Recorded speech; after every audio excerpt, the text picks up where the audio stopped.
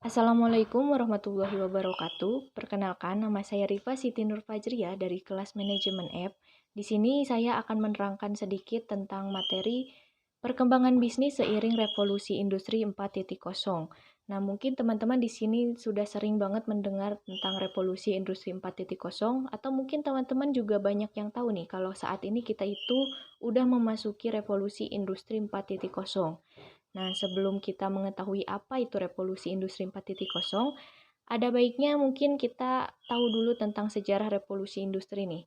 Yang pertama itu ada revolusi industri 1.0 yang hadir sekitar tahun 1750-an. Nah, revolusi ini terjadi dengan ditandainya penemuan alat tenun mekanis dan juga mesin uap oleh James Watt.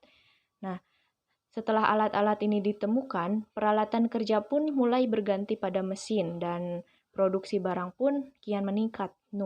Namun, efek sampingnya, banyak orang kehilangan pekerjaan dikarenakan tenaganya tidak lagi dibutuhkan. Nah, yang kedua ini ada revolusi industri 2.0 yang hadir sekitar tahun 1850-an sampai tahun 1914. Nah, pada masa ini itu ditandai dengan adanya mesin produksi massal pertama nih.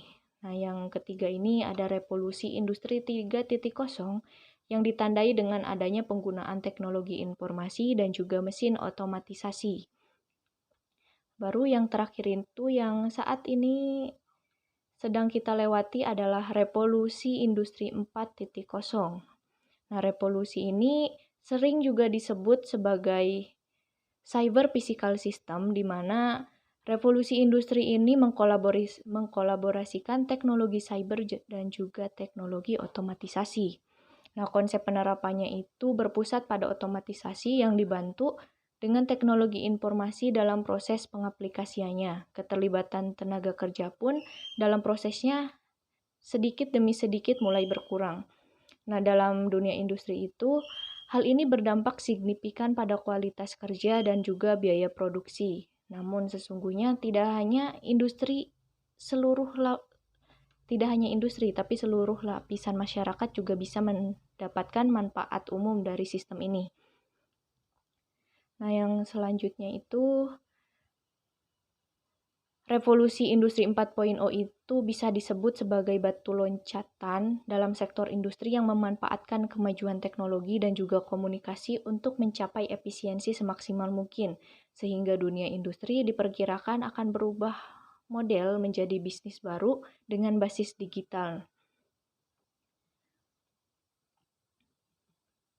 Nah, yang selanjutnya itu di sini ada pilar utama dari revolusi industri 4.0 yang dimana pilar ini yang menjadi tonggak atau ciri dari revolusi industri 4.0 ini. Nah, yang pertama itu ada Internet of Things atau yang sering kita kenal sebagai IoT. Nah, IoT ini merupakan sistem yang menggunakan perangkat komputasi, mekanis, dan mesin digital dalam suatu keterhubungan untuk menjalankan fungsinya melalui komunikasi data pada jaringan internet tanpa memerlukan interaksi antar manusia ataupun interaksi manusia dan komputer. Nah, sistem IoT ini mengintegrasikan 4 komponen, yaitu perangkat sensor, konektivitas, pemrosesan, dan juga antarmuka pengguna. Nah, contoh aplikasi IoT yang ada di Indonesia itu adalah Goes atau IoT yang sering digunakan untuk bike sharing. Yang kedua ada e-fishery atau IoT untuk pemberi pakan ikan otomatis dan juga Hara IoT untuk pangan dan pertanian. Yang kedua ini ada Big Data. Big Data itu istilah yang menggambarkan volume besar data, baik berstruktur maupun tidak, terstruktur, namun bukan jumlah data yang penting, melainkan apa yang dilakukan organisasi terhadap data tersebut nih. Big Data yang ada di Indonesia sendiri itu ada Sonar Platform, PakWest Platform, Warung Data, dan juga Databot. Nah, yang ketiga ini yang sering kita dengar atau sangat awam di telinga itu ada Artificial Intelligence atau AI atau sering kita sebut AI ya. Nah, AI ini merupakan sebuah teknologi komputer atau mesin yang memiliki kecerdasan layaknya manusia dan bisa diatur sesuai dengan keinginan manusia. Nah, AI ini bekerja dengan mempelajari data yang diterima secara berkesinambungan. Semakin banyak data yang diterima dan dianalisis, semakin baik pula AI dalam membuat prediksi. Nah, aplikasi chatbot dan penerapan pengenalan wajah atau face recognition ini menjadi contoh penerapan dari AI ini. Nah, yang keempat itu ada cloud computing. Nah, cloud computing itu bisa kita sebut sebagai komputasi awan yang merupakan teknologi untuk menjadikan internet sebagai pusat pengelolaan data dan aplikasi di mana penggunaan komputer diberikan hak akses untuk login, menggunakan cloud untuk dapat mengkonfigurasi peladen atau server melalui internet. Nah, contohnya itu hosting situs web yang berbentuk peladen virtual. Nah, di Indonesia sendiri ada 3 jenis model layanan komputasi awan, yaitu ada Cloud Software as a Service atau SaaS yang merupakan layanan untuk menggunakan aplikasi yang telah disediakan oleh infrastruktur awan. Yang kedua itu ada Cloud Platform as a Service atau VaaS yang merupakan layanan untuk menggunakan platform yang telah disediakan sehingga pengembang hanya fokus pada pengembangan aplikasi saja. Yang ketiga itu ada Infrastructure as a Service atau IaaS yang merupakan layanan untuk menggunakan infrastruktur yang telah disediakan di mana konsumen pun dapat memproses, menyimpan, berjaringan, dan memakai sumber daya komputasi lain yang diperlukan oleh aplikasi. Nah, contoh dari cloud computing yang ada di Indonesia sendiri yaitu ada Keycloud, terus ada Cloud Kilat, ada juga Dewa Web, ada juga ID Cloud Host, dan juga Pre-Cloud. Nah, yang terakhir ini pilar kelima dari revolusi industri 4.0 ini ada additive manufacturing. Additive manufacturing ini merupakan terobosan terbaru di industri manufaktur dengan memanfaatkan mesin pencetak 3 dimensi atau yang sering dikenal dengan istilah 3D printing. Nah, gambar desain digital yang telah dibuat dan diwujudkan menjadi benda nyata dengan ukuran dan bentuk yang sama maupun dengan skala tertentu sesuai dengan keinginan kita sendiri. Nah, teknologi ini mampu memproduksi lebih banyak desain dan juga memproduksi barang yang tidak bisa dibuat dengan teknologi manufaktur tradisional. Itulah penjelasan dari 5 pilar yang ada pada revolusi industri 4.0 ini. Nah, yang selanjutnya ini kita beralih pada perkembangan revolusi industri 4.0 di Indonesia. Nah, menurut Menteri Perindustrian sendiri, sejumlah sektor industri yang ada di Indonesia ini sudah siap untuk memasuki era industri 4.0. Nah, beberapa di antaranya itu seperti industri semen, petrokimia, otomotif, makanan, juga minuman. Namun, menurut beliau, untuk melakukan atau untuk memasuki revolusi industri 4.0 ini perlu adanya peningkatan otomatisasi, komunikasi mesin to mesin, komunikasi human to mesin, AI, serta juga diperlukan pengembangan teknologi yang berkelanjutan. Nah, menurut Menteri Perindustrian sendiri ada 4 dasar faktor penggerak yang menjadikan sebuah negara atau membuat Indonesia ini dapat memasuki revolusi industri 4.0 ini. Nah, yang pertama itu perlunya peningkatan volume data, yang kedua itu daya komputasi, yang ketiga itu adanya konektivitas, dan yang terakhir itu peningkatan kemampuan analisis dan juga bisnis. Nah, menurut beliau itu bentuk baru dari internet atau dari interaksi human machine seperti touch interface dan sistem augmented reality juga merupakan hal yang penting karena tak ketinggalan pengembangan transfer instruksi digital ke dalam bentuk fisik seperti robotik dan cetak 3D itu memang sangat dibutuhkan dalam revolusi industri 4.0 ini. Nah, lantas menurut kalian ada nggak sih perusahaan yang sudah mengimplementasikan industri 4.0 ini di Indonesia? Nah, ternyata sudah ada teman-teman yang merupakan pabrik alat listrik asal Jerman yang ada di Indonesia. Nah, namanya itu PT Schneider Electric Manufacturing Batam atau yang sering disingkat sebagai SEMB. Nah, mungkin untuk saat ini Perkembangan revolusi industri 4.0 di Indonesia ini belum terlihat secara signifikan, namun memang di beberapa perusahaan atau pabrik besar sudah mulai akan menerapkannya. Nah, namun di samping itu, revolusi industri 4.0 ini memberikan banyak sekali dampak bagi masyarakat.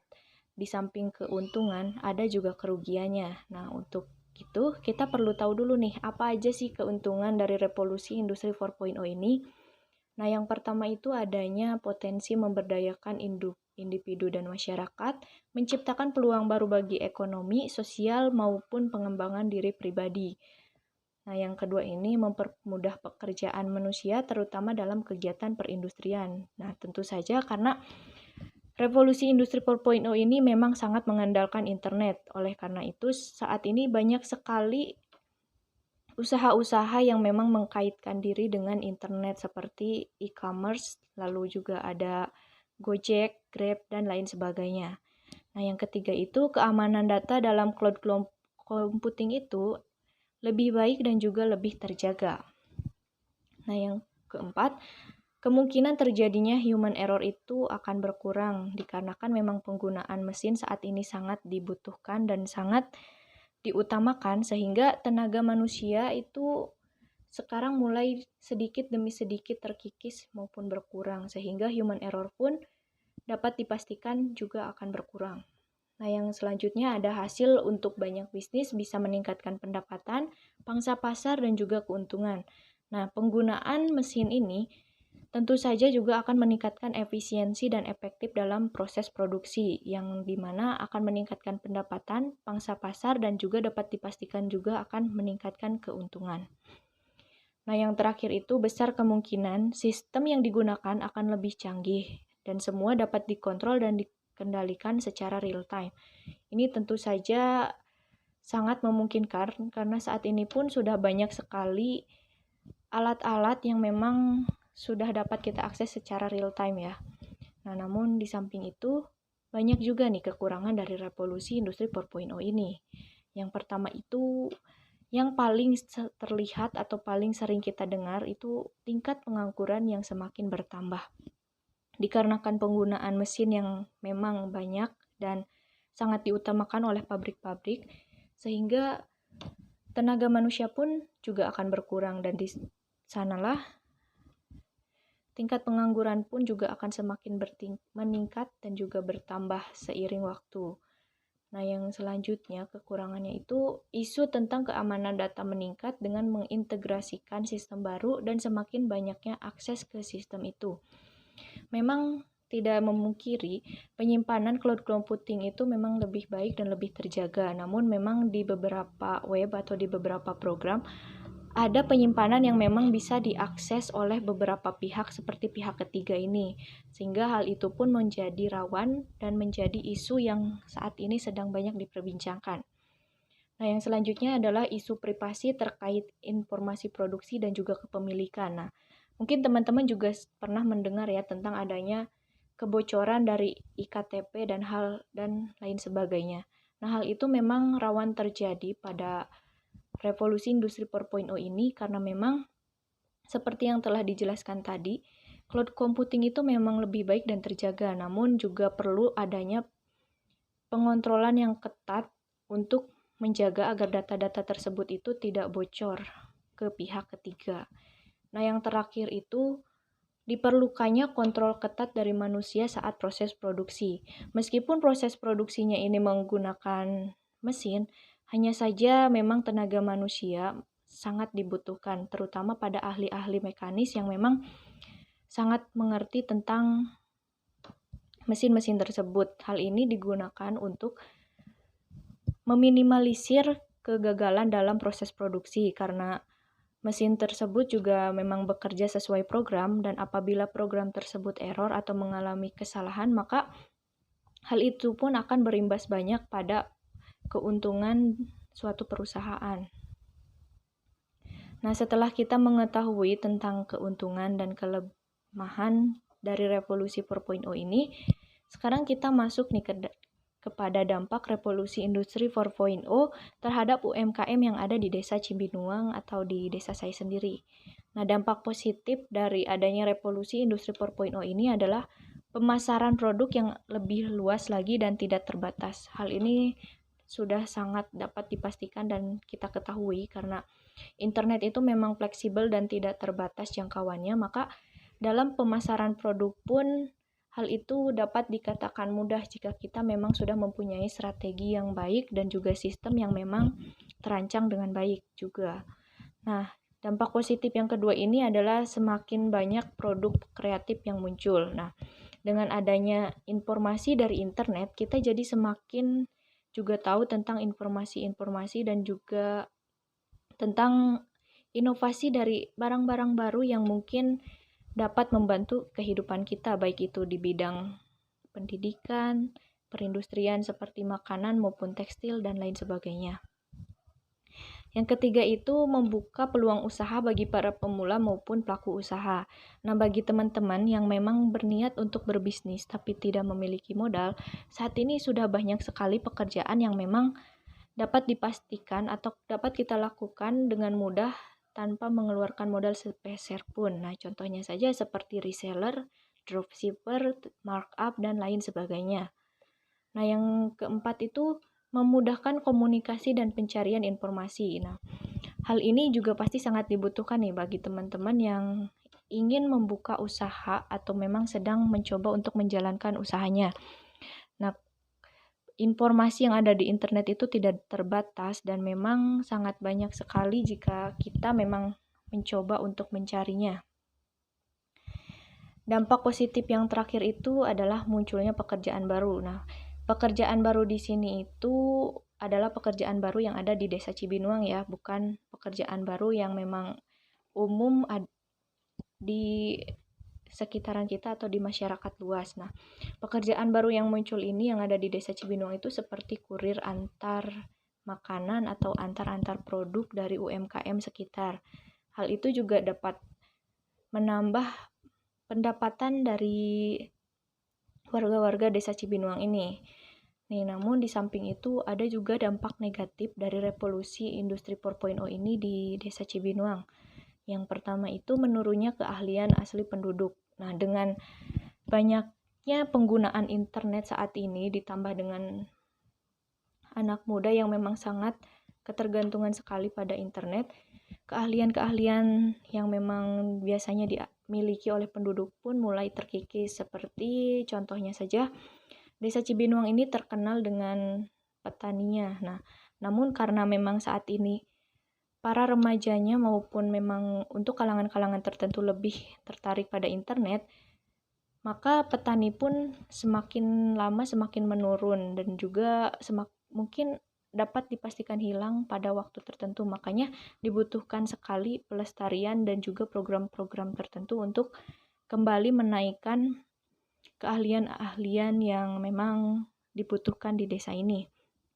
Yang kedua itu terjadinya ketergantungan terhadap internet. Nah, hal itu juga sangat sudah dipastikan dan seperti ucapan saya sebelumnya, karena internet saat ini memang sangat dibutuhkan, maka terkadang penggunaannya pun menjadi tidak lagi terbatas atau tidak bisa lagi dibatasi.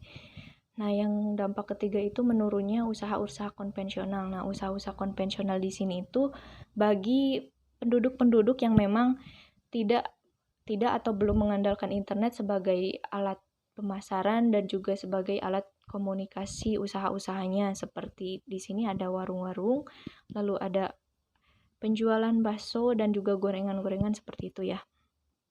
Nah, yang terakhir itu menurunnya etika terhadap sesama. Nah, hal ini tentu sangat terlihat jelas karena memang saat ini kita mengandalkan ponsel ataupun internet, jadi etika terhadap sesama maupun terhadap orang tua yang lebih tua pun dapat dilihat semakin berkurang setiap harinya. Namun memang hal itu belum terlihat jelas.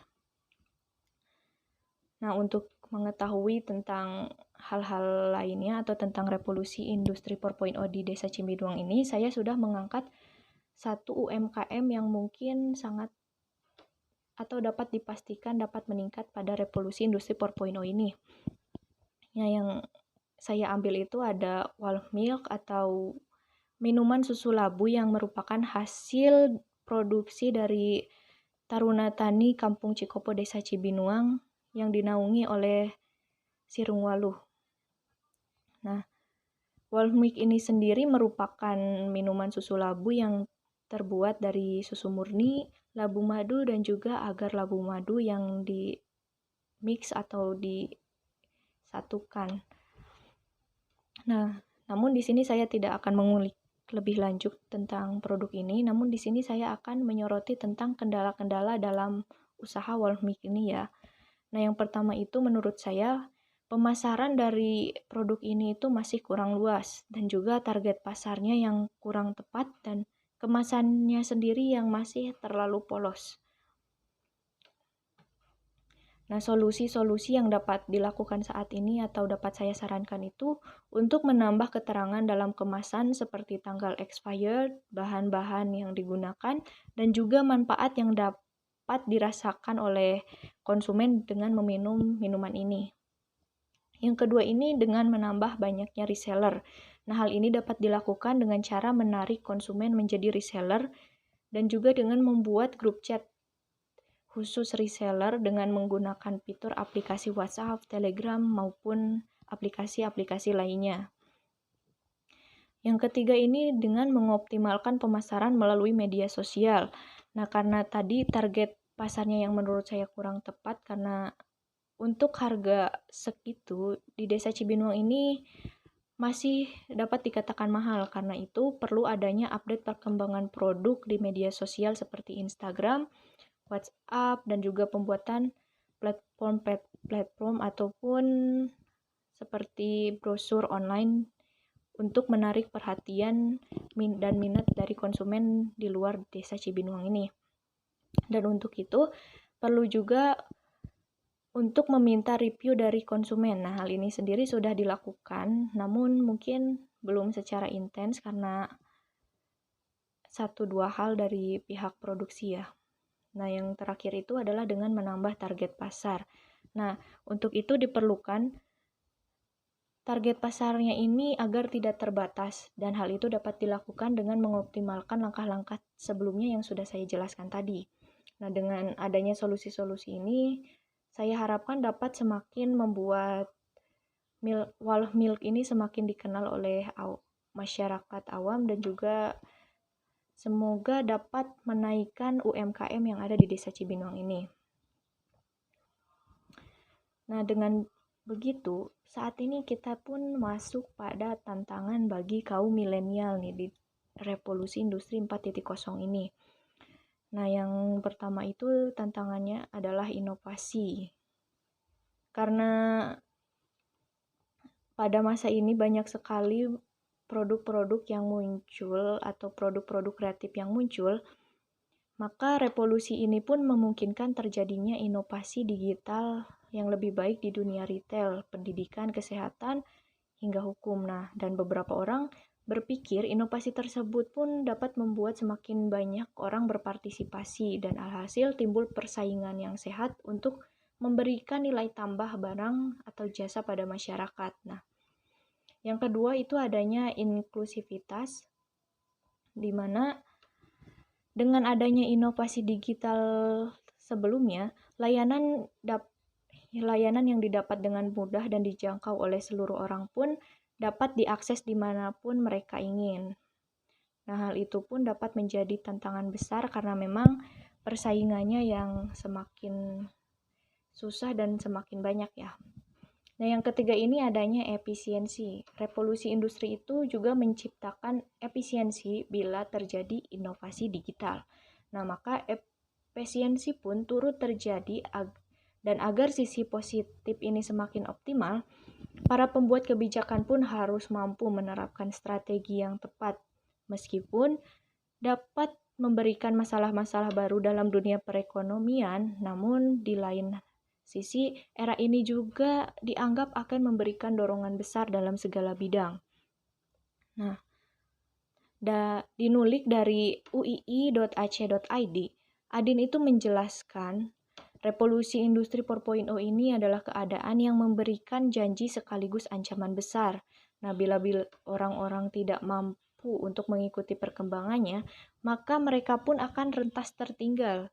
Dan untuk itu diperlukan persiapan yang matang agar mampu menghadapi tantangan tersebut, sehingga keterlibatan kita dalam kurangnya up to date itu dapat dihindari ya.